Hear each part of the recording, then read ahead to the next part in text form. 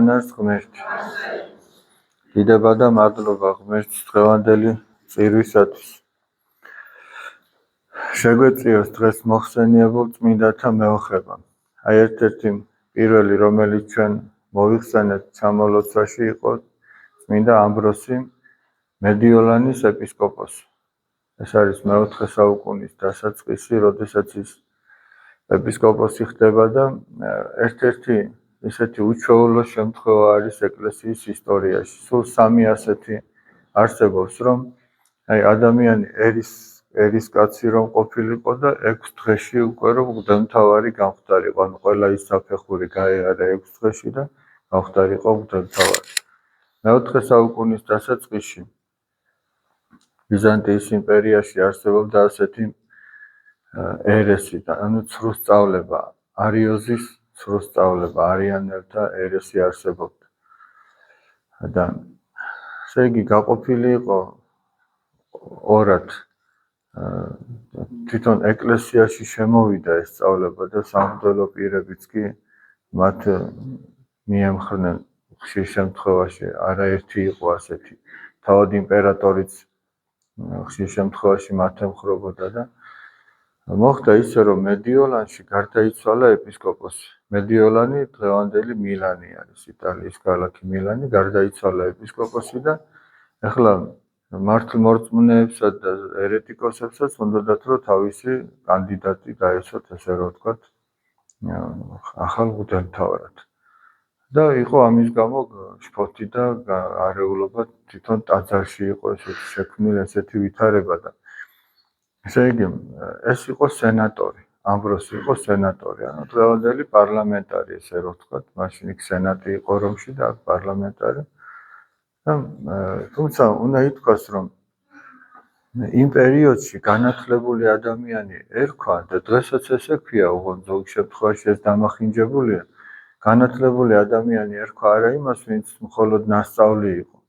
არამედ ის უნდა, ესე იგი, საღვთისმეტყველო საკითხებშიც უნდა ძალიან კარგად გარკვეული ყოფილიყო. სხვაგვარად შეუძლებელი იქნებოდა, რომ სენატორი, ანუ პარლამენტარი 6 დღეში უცბად მღვდელმთავარი გამხდარიყო და არა უბრალოდ მღვდელმთავარი, არამედ ისეთი, როგორც ეს ადამიანი იყო.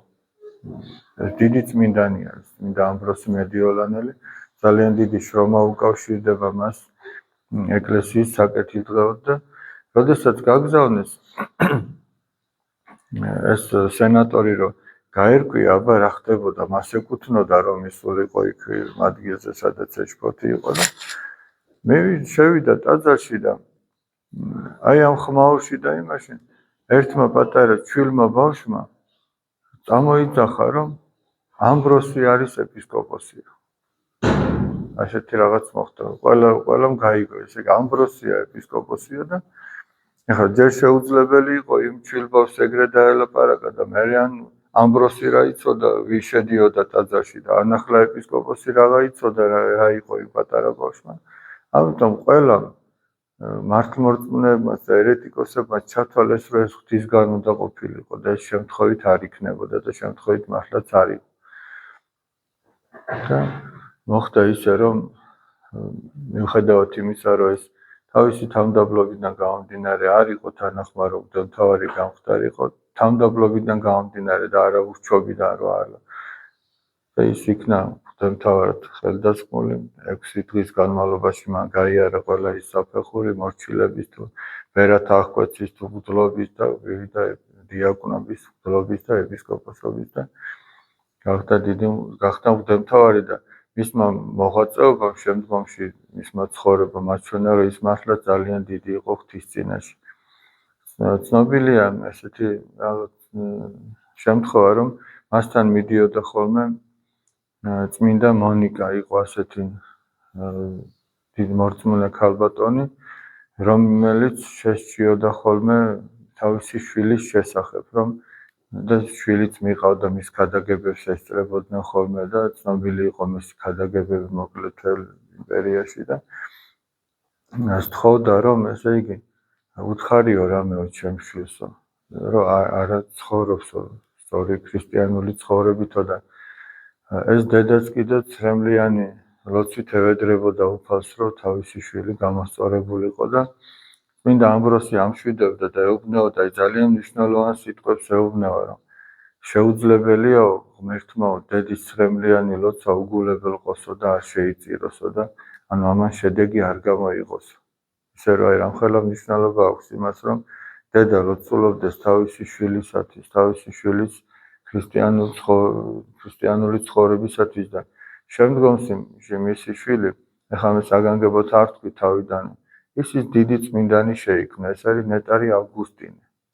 ნეტარი ავგუსტინე ეკლესიის ისტორიაში ძალიან დიდი ადამიანი იყო და დიდი წმინდანია და დედაც, მონიკაც და შვილიც არიან წმინდანად შერაცხილებიდან. როდესაც შვილმა დაიწყო სწორი ქრისტიანული ცხოვრება, მაშინ უთქვამს ამ წმინდა დედას მონიკას, რომ აი ახლა უკვე შემიძლია რომ გარდავიცვალო. ანუ ახლა უკვე შეიძლებაო ჩემი სიკვდილი და რატო ამბობდა ამას, რომ ის თავის ფუნქციას როგორც დედისა ხედავდა იმაში, რომ შვილი უნდა ქრისტეს გზაზე ყოფილიყო დამდგარი და როდესაც ეს მოხდა, მაშინ უკვე ჩათვალა, აი მე როგორც დედამ ის უკვე გავაკეთე და ახლა უკვე შემიძლია რომ დავიდე ამ ქვეყნიდან. დღევანდელ სახარებაში ეწერა ასეთი სიტყვები. ვინც მცირეში ერთგული არისო, ის დიდშიც ერთგული იქნება. და ვინც მცირეში არ არისო სანდო, ის არც დიდ საქმეში არ იქნება სანდო. ჩვენ ახლა ღვთისგან მოგვეცა სხვადასხვა შესაძლებლობა, სხვადასხვა რაოდენობის დრო მოგვეცა, ფიზიკური თუ მატერიალური თუ სულიერი სახსარი საიმისოდ, რომ ჩვენ ქრისტეს გზაზე ვიდგეთ.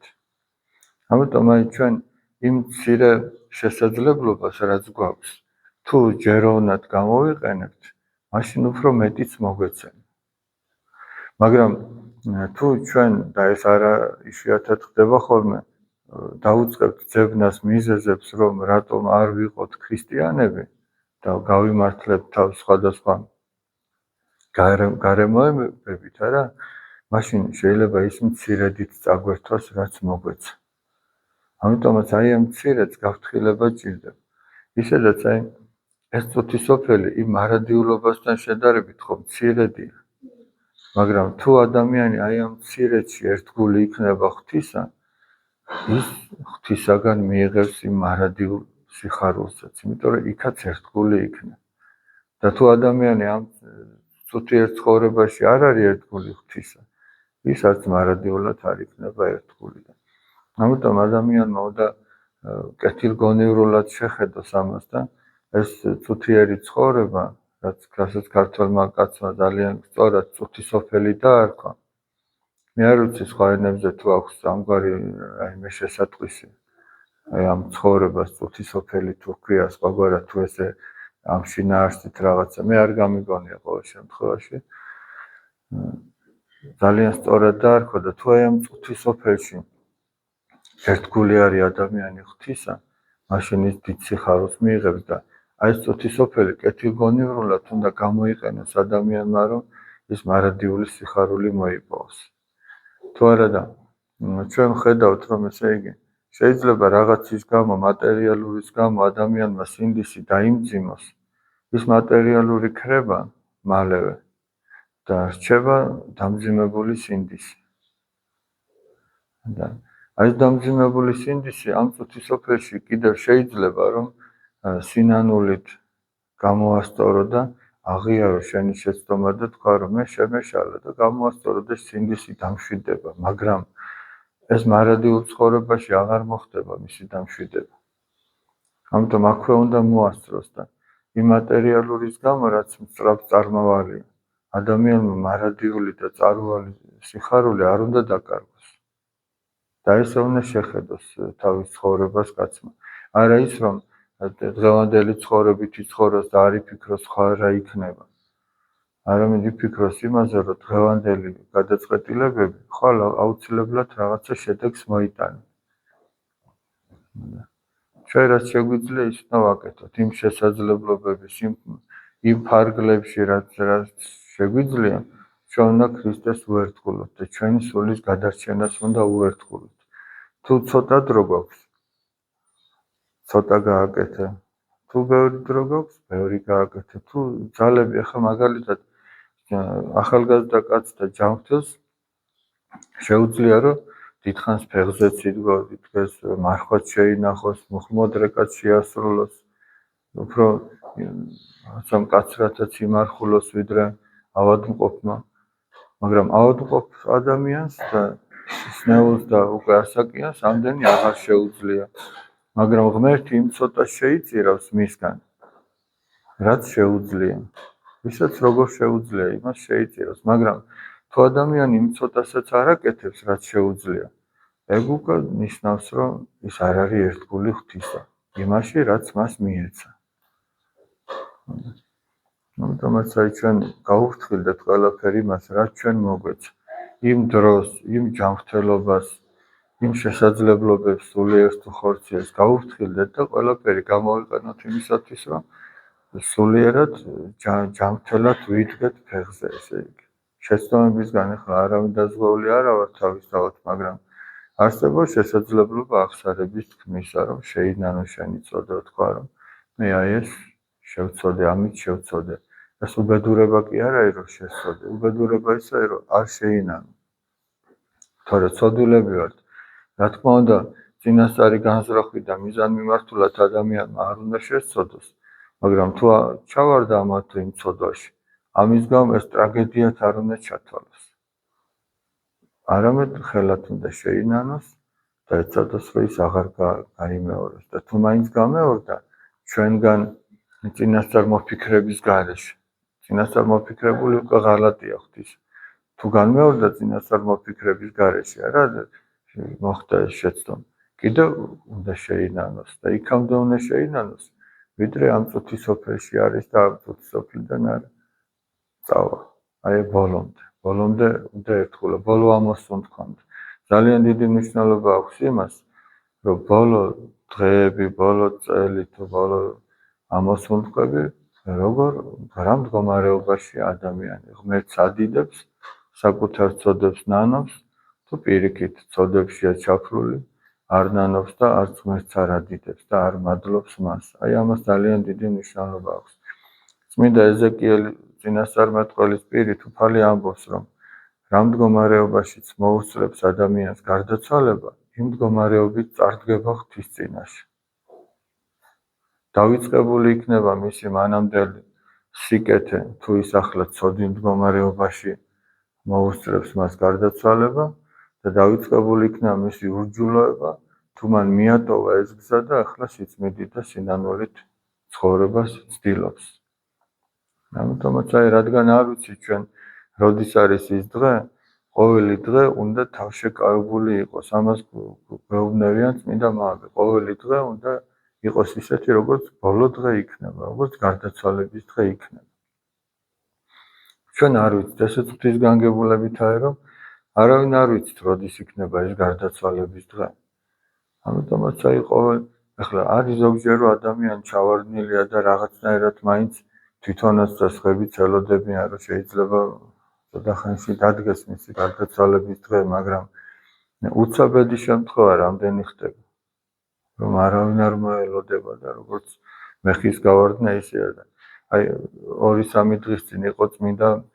დიდმოწამე ბარბარეს ხსენება და მას ევედრებიან სწორედ ამისთვის რომ უეცარი და უზიარებელი სიკვდილით რომ არ წავიდეს ადამიანი მას ამისთვის ევედრებიან იმიტომ რომ ეს თავად ითხოვა ღვთისაგან რომ ვინც მე შემომევედრებაო რომ დაიფარე უეცარი და უზიარებელი სიკვდილისგან და უფალმაც დაუდასტურა რომ ეს ნამდვილად ასე იქნებაო რომ შეისმენს მის ლოცვას ამიტომაც აი ჩვენ ვევედროთ რომ არ წაგვიყვანოს უფალმა მოუმზადებელი იმიტომ რომ თუ მოუმზადებელი წავიდა ადამიანი ეს მისთვის ძალიან რბილად რო ვთქვათ სახარბიელო არ არის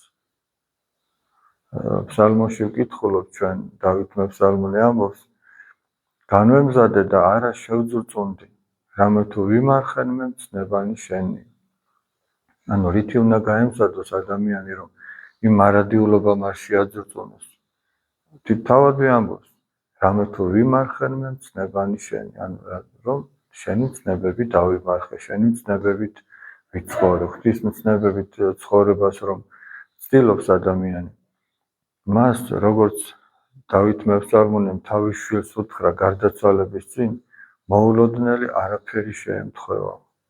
ანუ ადამიანი რომელიც ცდილობს რომ ღვთისმცნებებით იცხოვროს, არა, მოულოდნელი არაფერი შეემთხვევა.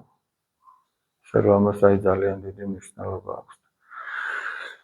ღმერთი შეგვეციოს, აბა, ღმერთმა დალოცვილი და გახარებულები გამყოფოთ. ჩვენ, ასე იგი, კიდევ გვექნება ამ თვეში ერთი წირვა, კიდევ მოვასწრებთ ამ წელს კიდევ ერთხელ შევხვდებით. ღმერთმა მოგცეს ამისი ძალა. ღმერთმა დალოცვილი და გახარებულები გამყოფოთ.